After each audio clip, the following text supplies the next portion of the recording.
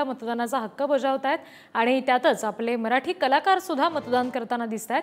मराठी सिनेसृष्टीमधल्या प्रसिद्ध गायिका बेला शेंडे आणि शास्त्रीय गायिका सावनी शेंडे या बहिणींनी सुद्धा आपला मतदानाचा हक्क बजावला आणि या दोघींची या सगळ्या संदर्भात संवाद साधलाय आमचे प्रतिनिधी श्रेयस सावंत। तुमच्या दोघींचंही खूप खूप स्वागत आहे। लानीत उभं राहून मतदान करणं हा 16पेक्षा कमी नाही आहे, काय सांगायला होतं? खूप छान वाटतं ही रांग बघून आणि त्या रांगेत उभं राहायला एक वेगळा आनंद मिळतोय पहिल्यांदाच, कारण का इतका प्रमाणावर वोटिंग होतंय। खूप छान वाटतंय आणि तो हक्क बजवायला मिळाला आणि एक सुजाण नागरिक आहे जो माणूस भारतीय आहे त्यांनी प्रत्येकाने वोटिंग केलं पाहिजे असं माझं मत आहे।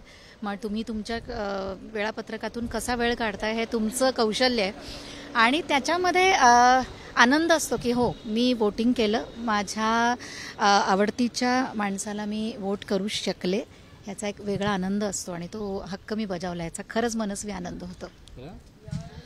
एरवी आपल्याला कुठेही गर्दी पाहून किंवा लाईन पाहून जे आपल्याला थोडीशी नाराजी आपण व्यक्त करतो की काय पटापट जात नाहीत पुढे किंवा केवढी मोठी लाईन आहे, पण मतदान जेव्हा असतं ना तेव्हा हा आनंद द्विगुणित होतो। हा असा एकमेव दिवस असतो की जिथे आपण लाईन बघतो आणि म्हणतो की अरे वा, आणि मग तिथे कितीही वेळ लागला तरी मला वाटतं की तेवढं एक सहन करण्याची वृत्ती आपल्या भारतीयांमध्ये आहे पहिल्यापासून आणि ती असली पाहिजे, कारण का हा तुमचा हक्क आहे।